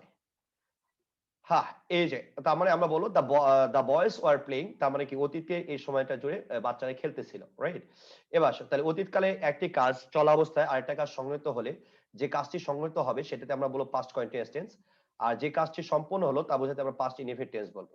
তাহলে he was washing his car, right? এই স্ট্রাকচার গুলো মুখস্থ করবেন। He was washing his car when he arrived, তার অতীতে সে যখন কার পরিষ্কার করতেছিল, এই কার পরিষ্কার করা অবস্থায় আরেকজন এসে হাজির হয়েছে, তার মানে এটা কন্টিনিউয়াস মিনিং দিচ্ছে, এই জন্য কন্টিনিউয়াস। এ পরে এসে ঢুকছে তাই পাস্ট ইনডেফিনিট, ঠিক আছে? তো এইভাবে এটা একটু স্ট্রাকচার গুলো একটু পড়ে ফেলবেন, আশা করি আপনারা বুঝতে পারবেন। আশা করি মানে কি 100% বুঝতে পারবেন, এর মধ্যে কিছু নাই, ঠিক আছে? স্ট্রাকচার গুলো একটু দেখবেন। এবার আসেন পাস্ট পারফেক্ট, খুব ভালোভাবে বুঝতে হবে। পাস্ট পারফেক্ট খুব ভালোভাবে বুঝতে হবে, চিত্তর দিকে তাকাবেন, মন প্রাণ জুড়ে যাবে যদি ভালো মতো বুঝতে পারেন। প্রেজেন্ট পারফেক্ট টেন্সটা আপনার কি বলতেছে? তাহলে প্রেজেন্ট পারফেক্ট টেন্সটা আমার কি বলতেছে? দেখো এখানে যদি তুমি চিত্রের দিকে তাকাও তাহলে ভাইয়া এই চিত্রের দিকে আমরা যদি একটু খেয়াল করি তাহলে এটা হচ্ছে প্রেজেন্ট, তাই না? তাই এটা হচ্ছে তোমার প্রেজেন্ট, এটা হচ্ছে পাস্ট, আর এটা হচ্ছে তোমার ফুটুরে, ঠিক আছে? তাই এবার যদি চিন্তা করো তাহলে এটাকে আমরা বলতেছি প্রেজেন্ট, এটাকে বলতেছি পাস্ট, এটাকে বলতেছি ফুটুরে, ফিউচার। এবার যদি খেয়াল করেন, এবার আপনি যদি এই জায়গাতে খেয়াল করেন, এই জায়গাতে যদি খেয়াল করেন দেখেন তাহলে পাস্ট পারফেক্টটা কি? দুটা ঘটনায় অতীতে হবে, দুটা ঘটনায় অতীতে হবে, ওকে? তো দুটা ঘটনায় অতীতের, তা আপনার এখানে একটা কাজের কথা উল্লেখ থাকবে না, রাইট? যদিও আমরা সবসময় বলি দুটা ঘটনা, এটাও ভুল জানো। আমাদের বাংলাদেশের সব জায়গায় ট্রেন্ড, তুমি যদি একটা ঘটনা দিয়ে করো আপনার লাইন কেটে দেবে পাস্ট পারফেক্ট টেন্স। কিন্তু চরম সত্য কথা, তুমি যদি গার্ডিয়ান পত্রিকায় দেখো একটা প্যারা পড়বা, ওই একটা প্যারার মধ্যে দেখবা যে পাস্ট পারফেক্ট টেন্স লেখা রাখছে, কোনো দুটা কাজের উল্লেখ নাই, একটাই কাজ আছে। তুমি আজকে তুমি গার্ডিয়ান পত্রিকায় ঢুকো, তোমার মাথা নষ্ট হয়ে যাবে, রাইট?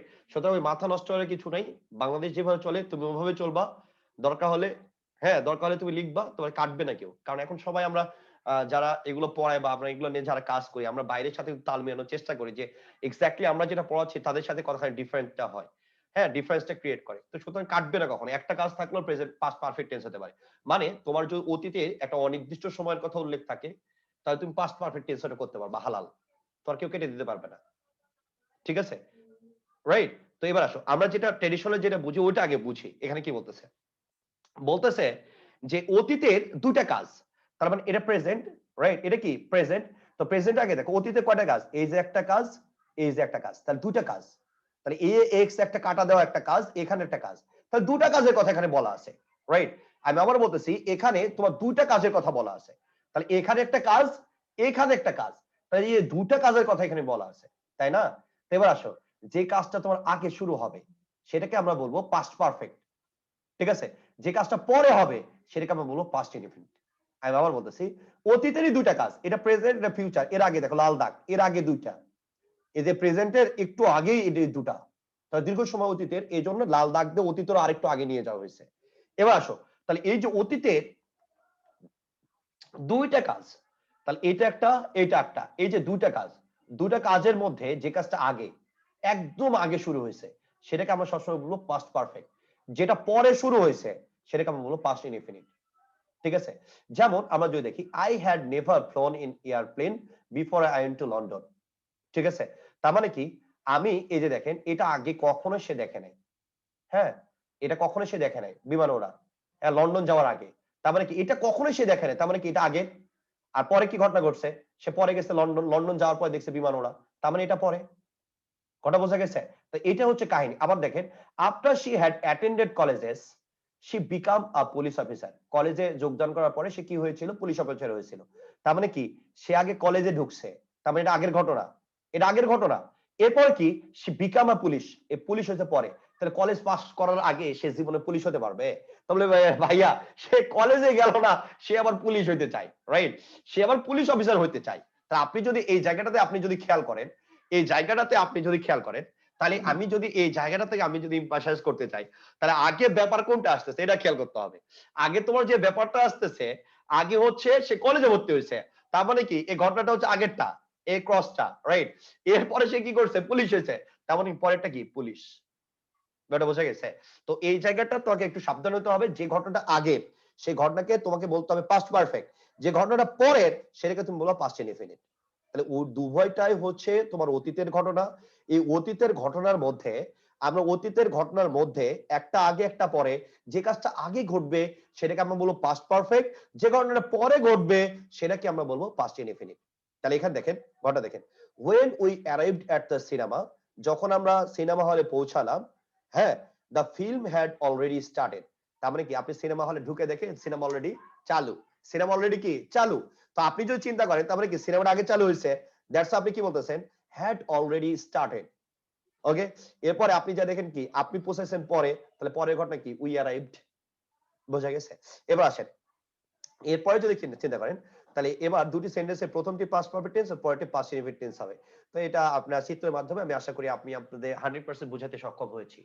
এবার আপনি যদি খেয়াল করেন দেখেন, no sooner had, scarcely had, hardly had, এগুলোর পরে আমরা কি বলি, এগুলো থাকলে আমরা বলি এরপর সাবজেক্ট বসবে, এরপর V3 বসবে, রাইট? এই জায়গাতেও তোমাদের ভুল হয়, এই জায়গাতে তোমরা অনেক ভুল করো। দেন না, এটা কানা, এটা দেন না, কানা TSEN লেখা নেই, এখানে TSAN লেখা আছে। কানা একটু ভালো করে দেখিস, কানা একটু অবুঝের মতো পথ চলিস না, ঠিক আছে? কানা একটু বুদ্ধি শুদ্ধি নিয়ে চলিস, ঠিক আছে? তাহলে এখানে দেখ, no sooner had dot dot than, no sooner had dot dot than, আপনি যদি খেয়াল করেন তাই no sooner had dot dot than, scarcely had dot dot when, hardly had dot dot when বা বিফোর। কেন বলতেছি শোনা, এটা আগে বুঝতে হবে। তাহলে বলতেছি ভাইয়া, এগুলো থাকলে আমরা বলি যে প্রেজেন্ট পারফেক্ট টেন্সের আপনি স্ট্রাকচার ফলো করবেন। আর যেহেতু আপনি প্রেজেন্ট পারফেক্ট টেন্সের স্ট্রাকচারটা ফলো করবেন, হ্যাঁ ভাই আসসালামু আলাইকুম, জি ভাই, ওকে ঠিক আছে ভাই, ওকে ঠিক আছে ভাই, জি। এবার আপনি যদি খেয়াল করেন, এবার আপনি যদি খেয়াল করেন, ঠিক আছে, এবার আপনি যদি খেয়াল করেন, এবার আপনি যদি খেয়াল করেন দেখেন মজা আছে এই জায়গায়, রস সেই মজা। চিন্তা করেন এখানে, এখানে কি কাহিনীটা কি দেখেন, এই যে দেখেন no sooner negative adverb, scarcely negative adverb, hardly negative adverb. আমরা জানি যখনই এগুলো সাবজেক্টের আগে চলে আসবে তখন সেটাকে আমরা বলি ইনভার্সন। কি বলি, ইনভার্সন। ইনভার্সনের আইডিয়া কই থেকে আসছে ভাই, ইনভার্স থেকে এসেছে। ইনভার্স মানে কি, আমরা বলি এই ইনভার্সন তোমাদের পড়াইছি না সোনা ময়নারা, পড়াইছি না? না জি আর কে বলছেন নারে ধরে মার, পড়াইছেন ভাই। পড়াইছেন, জি ভাইয়া বলেছি। ও আচ্ছা, এবার আমি তো কি লাঠি আনতে যাচ্ছি। তাহলে ইনভার্সন, ইনভার্সন মানে কি উল্টানো, রাইট? তো ইনভার্সন মানে হচ্ছে উল্টা, ইনভার্সন মানে হচ্ছে উল্টানো। খেয়াল করবে আমি আবার বলতেছি, ইনভার্সন মানে হচ্ছে উল্টানো। বোঝা গেছে?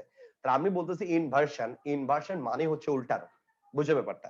তাই আমি বলতেছি ইনভার্সন, ইনভার্সন মানে হচ্ছে উল্টানো।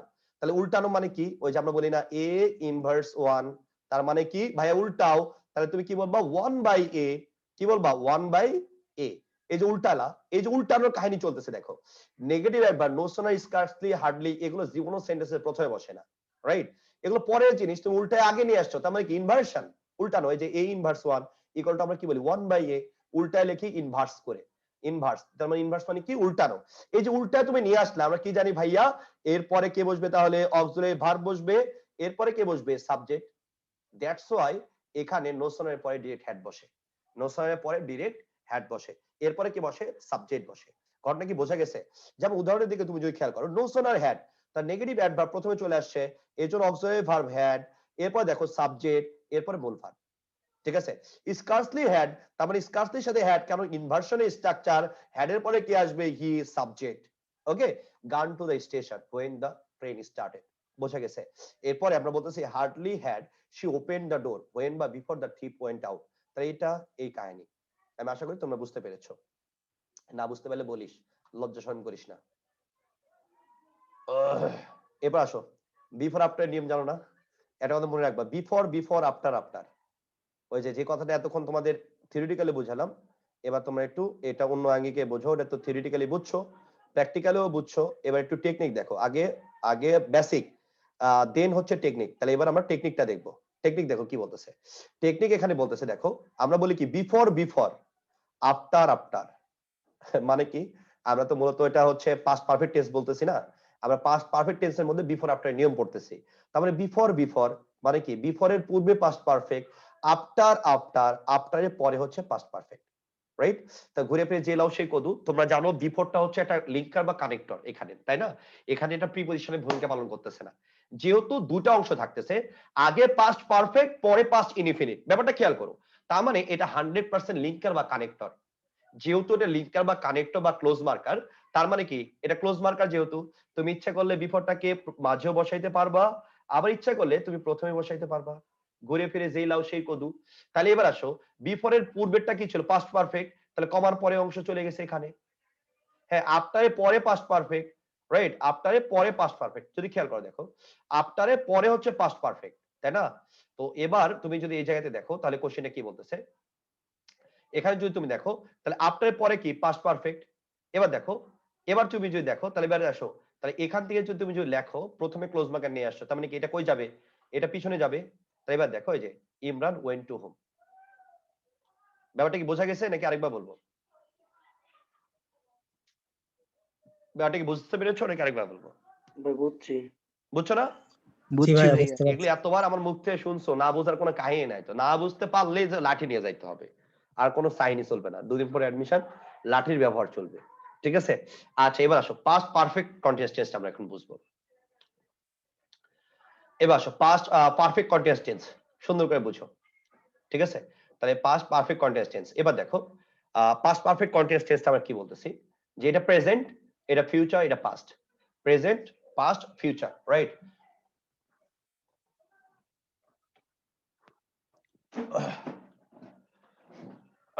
এবার যদি খেয়াল করে দেখেন, এবার আমি কি বলতেছি, প্রেজেন্ট পাস্ট আর এটা হচ্ছে ফিউচার, ওকে।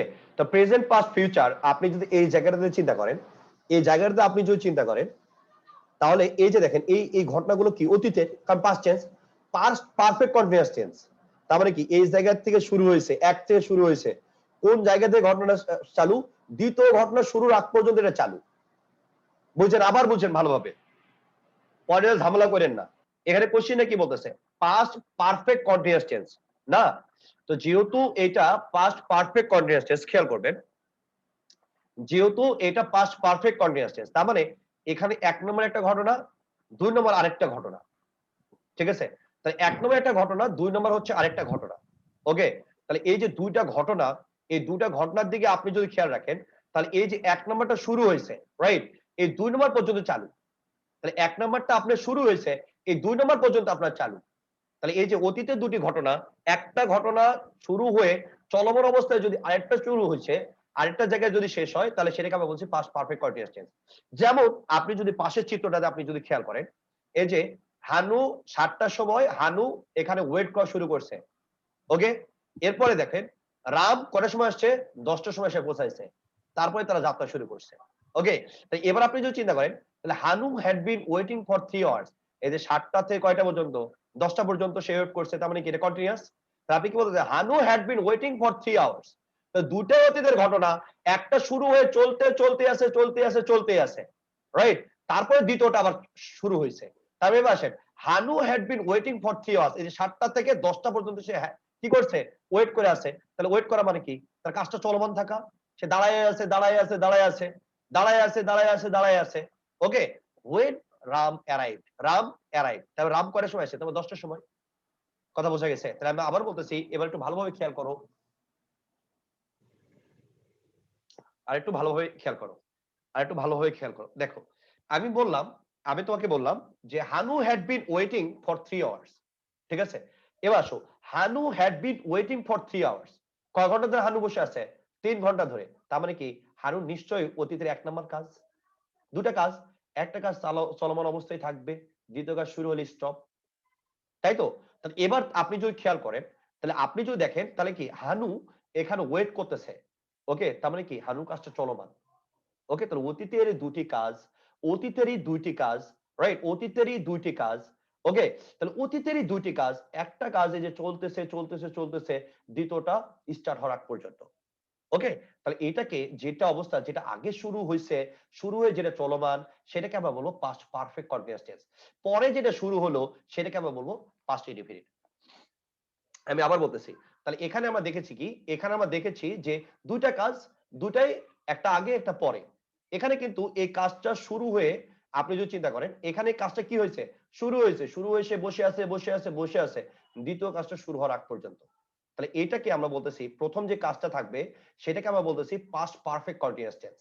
তাহলে Hanu had been waiting for 3 hours, Hanu 7টা থেকে 10টা পর্যন্ত ওয়েট করে আছে, when রাম arrived, তা রাম আসছে কয়টায়? 10টায়, ওইটা এখানে দেখেন, they had been talking for over an hour before Tony arrived, তারা সেখানে কথা বলতে আছে বলতে আছে বলতে আছে যতক্ষণ না টনি আসছে। তার মানে কি এই কাজটা আগে শুরু হয়েছে, হয়ে কাজটা চলতে আছে চলতে আছে চলতে আছে, টনি অ্যারাইভ করার আগ পর্যন্ত, ঠিক আছে? এবার দেখেন, she had been working at the company for 3 years when it went out of business, same জিনিস। এবার আসেন, using the past perfect continuous before another action in the past is a good way to show cause and effect, okay? তাহলে আমরা আবার বলতেছি past, এ বলতেছে using past perfect, right? Using the past perfect continuous tense before another action in past, ঠিক আছে, is a good way to show cause and effect. তার মানে কি দেখেন, জ্যাসন ওয়াজ টায়ার্ড, ওকে? তাহলে এবার আসেন, জনসনটা কি tired because he had been jogging, সে কি করেছে? জগিং করেছে। তার মানে কি অতীতে সে অনেকক্ষণ ধরে কি করছে? জগিং করছে, দ্যাটস ওয়াই এটার ইফেক্টটা কি? সে টায়ার্ড হয়ে গেছে।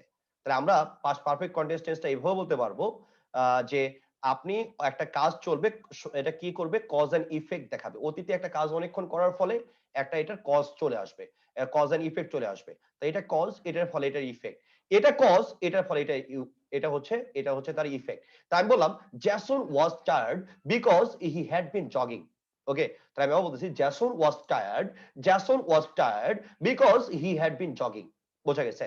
তাহলে আপনি এভাবে বলবেন যে সে অনেক যেহেতু অনেক জগিং করছে, তার অনেকক্ষণ ধরে সে অতীতে জগিং করছে, দ্যাটস ওয়াই সে ক্লান্ত হয়েছে, সে অনেক সব মানে বেশিরভাগ সময় কি করতে? Had been overeating, that's why সে কি করছে? সে অনেক মোটা হয়ে গেছে। তাহলে আপনি এগুলোর ক্ষেত্রে আপনি এভাবে বলতে পারবেন, ওকে? আচ্ছা, এবার আসেন ফিউচার ইনডিফিনিট টেন্স। আপনি বুঝেন, কোনো সমস্যা নেই যে ভাইয়া অতীতে কাজটা যদি যে লক্ষণীয় ব্যাপার কি tomorrow, the day after tomorrow, the next time, next এর পরে যা আসবে আর কি, নেক্সট এর পরে আপনার next time, next week, next month, next year, next century, হ্যাঁ, এগুলো নেক্সট থাকলে আপনি সেগুলো বলবেন। আবার যদি দুটি ভবিষ্যৎকালে ঘটনা হোয়েন দ্বারা যুক্ত হয়, তাহলে হোয়েন এর পরে আপনি প্রেজেন্ট ইনডিফিনিট টেন্স বলবেন, এবং পরেরটা হচ্ছে আপনি ফিউচার ইনডিফিনিট টেন্স বলবেন, ওকে? এগুলো একদম ইজি, একবার একটু পড়ে নিও, এটা বুঝতে হবে, ফিউচার পারফেক্ট টেন্সটা বুঝতে হবে, ফিউচার পারফেক্ট টেন্সটা একটু বুঝতে হবে ভালো মতো, ওকে? ফিউচার পারফেক্ট টেন্সটা একটু ভালো মতো বুঝতে হবে। ফিউচার পারফেক্ট টেন্সটা কি বলতেছে? ফিউচার পারফেক্ট টেন্সটা কি বলতেছে একটু খেয়াল করবেন।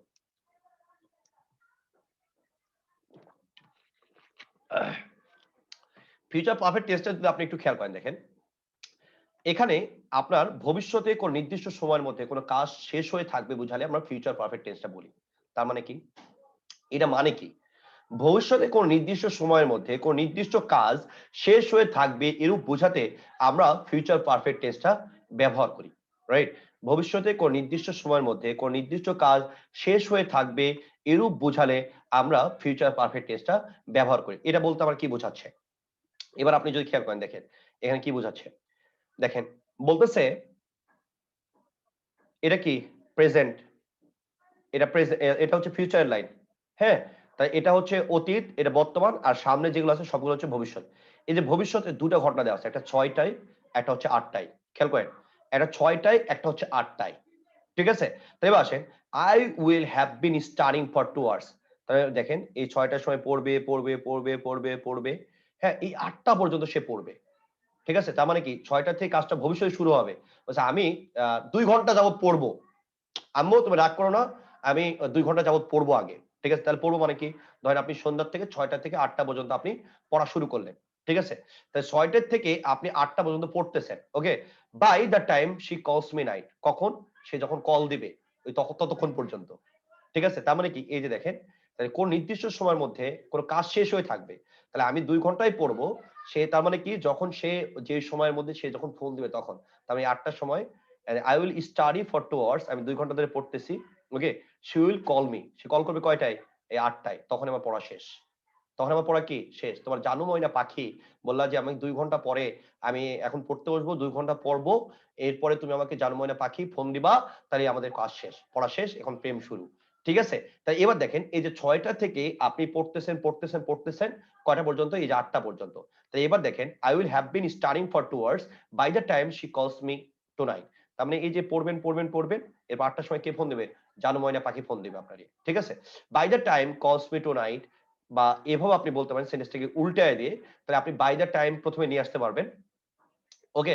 তাহলে by the time আপনি নিয়ে আসতে পারবেন। ওকে? তাই এই যে by the time আপনি আগে নিয়ে আসলেন। by the time she calls me tonight ঠিক আছে? তাহলে by the time মানে ওই সময়ের মধ্যে কাজটা শেষ। by the time মানে ওই সময়ের মধ্যে কাজটা শেষ। তাই এই যে I will have been studying for 2 hours আমি 2 ঘন্টা যাবত পড়বো। ওকে? তাহলে ভবিষ্যতে কোন নির্দিষ্ট সময়ের মধ্যে কোন নির্দিষ্ট কাজ শেষ হয়ে থাকলে সেটা আমরা ফিউচার পারফেক্ট টেন্স বলি। এবার দেখেন by the deadline, ডেডলাইন কত? বললাম 2020 ওকে? তাহলে এটা হচ্ছে কি ক্রস দেওয়া আছে মোমেন্ট অফ স্পিকিং। তাহলে বক্তা এই জায়গায় দাঁড়িয়ে থেকে বলতেছে। এই যে দাঁড়িয়ে থেকে বলতেছে। হ্যাঁ, বর্তমানে দাঁড়িয়ে থেকে বলতেছে বাই দ্য ডেডলাইন এই ডেডলাইন সময়ে ডেডলাইনের আগে বাই দ্য ডেডলাইনের আগে আমি কাজটা শেষ করব। তার মানে আপনি বর্তমানে দাঁড়িয়ে আছেন বলতে বস আপনি কোনো টেনশন করেন না। আপনি কোনো প্যারা নিয়েন না। ঠিক আছে? বস আপনি কোনো প্যারা নিয়েন না। এটা একটা ডেডলাইন। ওই ডেডলাইনের আগে আমি কাজ শেষ করে দেব। আপনি বসের অফিসে দাঁড়িয়ে আছেন। দাঁড়িয়ে থেকে বলতেছেন বস আপনি প্যারা নিয়েন না। আপনি যে ডেডলাইনটা দিচ্ছেন না ডেডলাইনের আগে দেখবেন যে আমার সমস্ত অ্যাসাইনমেন্ট গুলো আমি কমপ্লিট করে ফেলছি বস। রাইট? তাই এবার বলতেছে তাহলে বাই দ্য ডেডলাইন মানে ডেডলাইনের মধ্যে ডেডলাইনের আগে রাইট? তা বলতেছে I will have finish the work আমি কাজটা আমার শেষ করব। ঠিক আছে? তাই কোন নির্দিষ্ট ভবিষ্যতে কোন নির্দিষ্ট সময়ে হ্যাঁ নির্দিষ্ট সময়ের মধ্যে বা নির্দিষ্ট সময় একটু আগে যদি কাজটা শেষ হয়ে থাকবে এরকম বোঝায়। ওকে? তাহলে আপনি সেটাকে বলবেন ফিউচার পারফেক্ট টেন্স। এবার আমি বললাম বাই দ্য ইয়ার 2020 তাই এই যে 2020 ওকে? তার মানে এর নির্দিষ্ট সময় I will have the project I will have finished the project তাহলে আমি 100% ওই প্রজেক্টটা শেষ করব। ওকে? তাহলে এটা হচ্ছে মূল কাহিনী ফিউচার পারফেক্ট টেন্সে।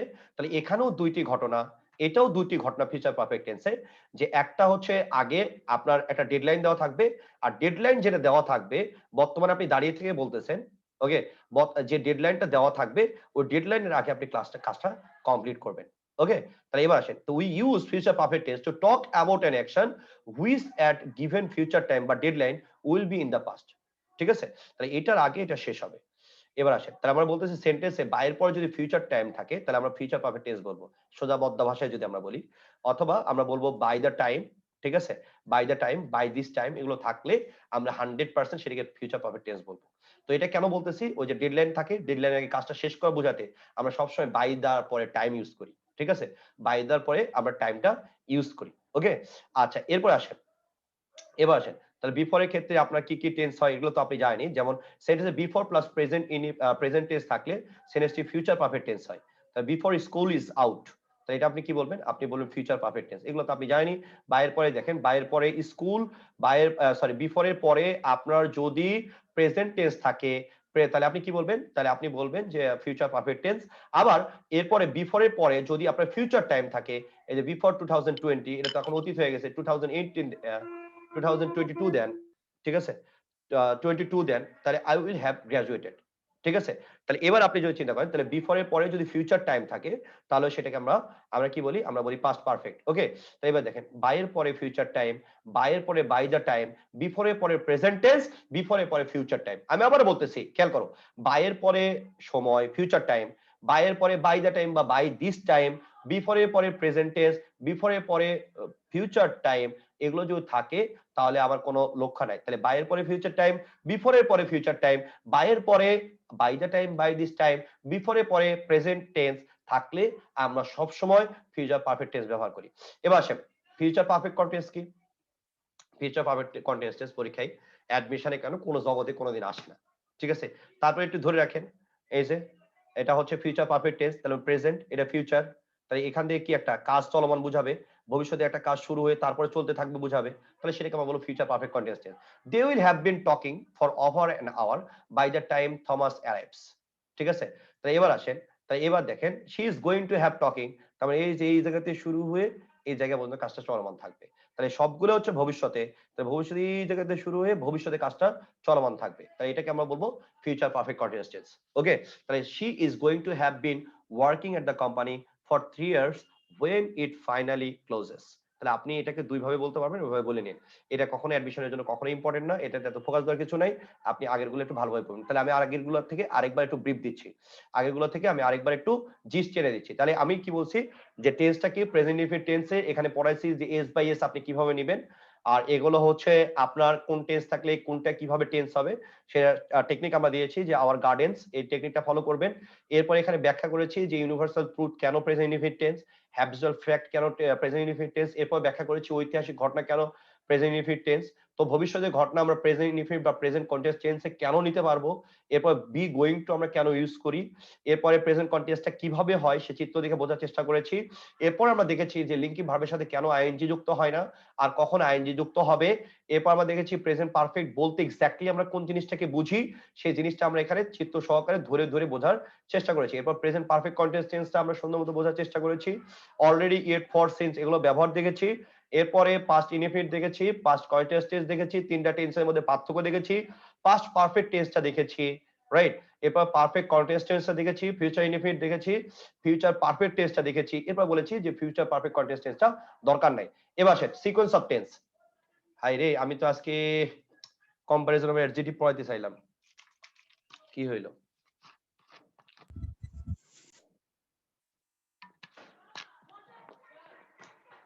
এবার আসেন sequence of tense. Sequence of tense আমি একটু বলে দিচ্ছি, আপনি একটু বাসায় ভালোভাবে দেখবেন, আমি একটু মূল পয়েন্টগুলো ধরে দিচ্ছি। আমরা কি জানি সিকোয়েন্স অফ টেন্সে যে অবশ্যই দুইটা ক্লোজ থাকবে, তাই তো? একটা প্রিন্সিপাল ক্লোজ থাকবে আর একটা হচ্ছে সাবঅর্ডিনেট ক্লোজ থাকবে। তো প্রিন্সিপাল ক্লোজটা যদি প্রেজেন্ট টেন্সে হয়, তো সাবঅর্ডিনেট ক্লোজ আপনি যে কোনো টেন্সে নিতে পারবেন, প্রেজেন্ট ইনডিফিনিটে নিতে পারবেন, প্রেজেন্ট কন্টিনিউয়াস টেন্সে নিতে পারবেন, প্রেজেন্ট পারফেক্টে নিতে পারবেন, পাস্ট ইনডিফিনিটের যে কোনোটাতে আপনি নিতে পারবেন, কিংবা ক্যান, মে, উইল, তারপর ভার্বের বেস ফর্ম আপনি ইউজ করতে পারবেন। যেমন আপনি যদি বলেন I see that Montu is writing a letter, তাহলে I see that Montu is writing a letter, ওকে? তাহলে সিটা কি, প্রেজেন্ট ইনডিফিনিট, ঠিক আছে? তাহলে এবার আপনি যে কোনো ইচ্ছাতে আপনি নিয়ে যেতে পারবেন, তাহলে আপনি এটা কি বলতে পারবেন, he is writing his composition আপনি বলতে পারবেন, ঠিক আছে? দ্যাট হি উইল, আপনি দেখেন সব টেন্সে করা আছে, হি উইল লুক বলতে পারবেন, ঠিক আছে? তা আপনি যেভাবে ইচ্ছা আপনি সেই টেন্স এখানে ব্যাখ্যা করতে পারবেন। এবার আসেন প্রিন্সিপাল টেন্সটা যদি পাস্ট টেন্সে থাকে, তার মানে শুধুমাত্র এই কয়টা হয়, past indefinite, past continuous, past perfect, অথবা কুড, মাইট, উড এগুলো আসবে, আর অন্য কোনো টেন্স আপনি যেতে পারবেন না। তো এবার যদি দেখেন, আমি যদি বলি রাফি সেইড, রাফি সেইড, রাফিটা হচ্ছে পাস্ট টেন্স, যেহেতু এটা পাস্ট টেন্স এই জন্য আপনি শুধুমাত্র এখানে উড ব্যবহার করছেন, আপনি উইল আর ব্যবহার করার ক্ষমতা নেই। এই যে দেখেন উড, কুড, মাইট এগুলো আপনি ব্যবহার করতে পারবেন, ওকে? এবার আসেন এটা ব্যতিক্রম কিছু আছে, ব্যতিক্রমটা কি, যদি আপনার সাবঅর্ডিনেট ক্লোজটা যদি universal truth, habitual action, scientific truth ইত্যাদি প্রকাশ করে, তাহলে পাস্ট টেন্স হওয়া সত্ত্বেও সাবঅর্ডিনেট ক্লোজটি সবসময় প্রেজেন্ট ফর্মে বসবে। আপনি যদি খেয়াল করেন হি said that, right? He said that, এবার সেইডটা যদি আপনি চিন্তা করেন, সেইডটা হচ্ছে পাস্ট টেন্স হিসাবে এটা কোন টেন্সে যাওয়া লাগতো, পাস্ট টেন্সের মধ্যে যাওয়া লাগতো, অথবা কুড, মাইট, কুড এগুলো নিয়ে আসতে হইতো। দেখেন তারপরে দেখেন এখানে প্রেজেন্ট টেন্স আছে, কেন? কারণ আমরা জানি সততা সর্বোচ্চ পন্থা, এটা হচ্ছে ইউনিভার্সাল ট্রুথ, ওকে? এটা ইউনিভার্সাল ট্রুথ, ওকে? তো আপনি যদি দেখেন আমরা সততার সর্বোচ্চ পন্থা কেন বলি, আচ্ছা সময় নষ্ট করবো না। এবার আসেন, এবার যদি দেখেন he said that ice floats on water, সে বলেছিল যে পানির উপরে বরফ ভাসে, রাইট? এটা কি চিরন্তন সত্য, scientific truth. The teacher said that the earth moves around the sun, তা চিরন্তন সত্য। দ্যাটস ওয়াই এটা পাস্টে থাকা সত্ত্বেও আমার এই যে ক্লোজ মার্কাতে বাকি অংশকে আমরা বলি সাবঅর্ডিনেট ক্লোজ, এটা প্রেজেন্ট ইনডিফিনিটেই আছে, রাইট? তাই আমি ওটাই বলছি যে universal truth, habitual action, scientific truth এগুলো সবসময় আপনি আপনার প্রেজেন্ট ফর্মে বসবে।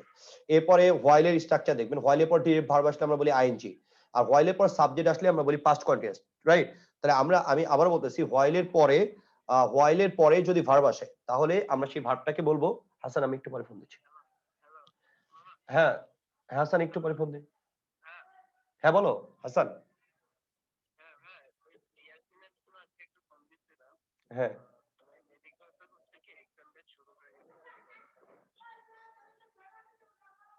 শুরু হয়েছে না? এটা কি অফলাইনে নাকি অনলাইনে? পরীক্ষা দেওয়াতে যাচ্ছ?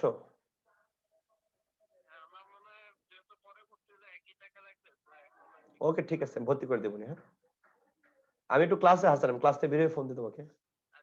ওকে আচ্ছা এবার খেয়াল করেন, তাহলে এবার যদি দেখেন তাহলে আমরা হোয়াইলের পরে ভার্বের সাথে আইএনজি আর হোয়াইলের পরে সাবজেক্ট হলে পাস্ট কন্টিনিউয়াস টেন্স কেন বলি? তোমরা হয়তো অ্যাডভার্বের ক্লোজের কথা তোমাদের মনে আছে। অ্যাডভার্বের ক্লোজ গুলোতে আমরা কি পড়েছিলাম বলতো? হোয়াইলের পরে যে সাবজেক্ট আসে তাহলে আমরা সাবজেক্ট আর অক্সিলারি ভার্ব এগুলো দিই, তাই না? আর যখন সাবজেক্ট থাকে না তখন ভার্বের সাথে কি করে দিই? যদি সাবজেক্টটা অ্যাক্টিভ হয় তাহলে আইএনজি করে দিই। ওইটার নিয়মটা এখানে দেওয়া আছে। আমি আবার বলতেছি, তোমাদের অ্যাডভার্ব ক্লোজে আমি পড়াইছিলাম যে হোয়াইলের পরে সাবজেক্ট, এরপর ফাইনাইট ভার্ব, রাইট? আর যদি সাবজেক্ট উঠে যায় তাহলে আমরা আইএনজিটা ব্যবহার করি, আইএনজি বা ভি3টা ব্যবহার করি। ওইটার এক্সাম্পলটা এখানে ইনপুট দেওয়া আছে। ওকে ওইটা এক্সাম্পলটা একটু ইনপুট দেওয়া আছে, আমি আশা করি তোমরা বুঝতে পেরেছো। এবার দেখো it is time, it is high time, it is now time, wish fancy, এগুলো থাকলে আমরা পাস্ট ইনডিফিনিট টেন্স বলি। Okay it is time, it is high টাইমের পরে সাবজেক্ট থাকলে পাস্ট ইনডিফিনিট টেন্স হবে, সাবজেক্ট না থাকলে টু প্লাস ভার্বে বেস ফর্ম হবে। ওটা এখানে লেখা আছে। সিন্সের ব্যাপারটা লেখা আছে, দেখো সিন্সের আগে দুইটা অংশ, সিন্সের আগে কয়টা অংশ? দুইটা অংশ। তো একটা অংশে যদি ভি1 থাকে পরের অংশ কি হবে? ভি2। এই যে ভি1 থাকলে ভি2। এবার দেখো এ পাশে যদি তোমার ভি2 থাকে তাহলে এ পাশে কি হবে? হ্যাড প্লাস ভি3। এরপর অ্যাজ ইফ অ্যাজ দো এর কিছু নিয়ম দেওয়া আছে যেটা আমি তোমাদের কন্ডিশনের মধ্যে পড়িয়েছি। অ্যাজ ইফ এর পাশে যদি ভি1 থাকে তাহলে অপর পাশে ভি2, আর এই পাশে যদি ভি2 থাকে অপর পাশে কি হবে? হ্যাড প্লাস ভি3। এগুলো তোমাদের পড়ানো হয়েছে, রাইট? এগুলো তোমাদের পড়ানো হয়েছে, সুতরাং এগুলো নিয়ে সময় নষ্ট করতেছি না।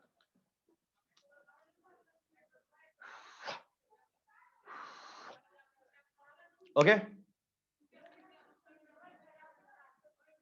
কেউ কিছু বলবা?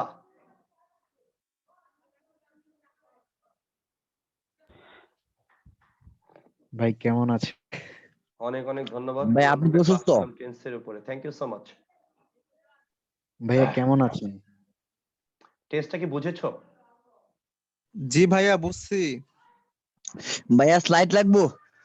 স্লাইড তো দিবই, স্লাইড তো আরে দিবই। PDF ক্রিস্টাল ক্লিয়ার ভাইয়া। Crystal clear.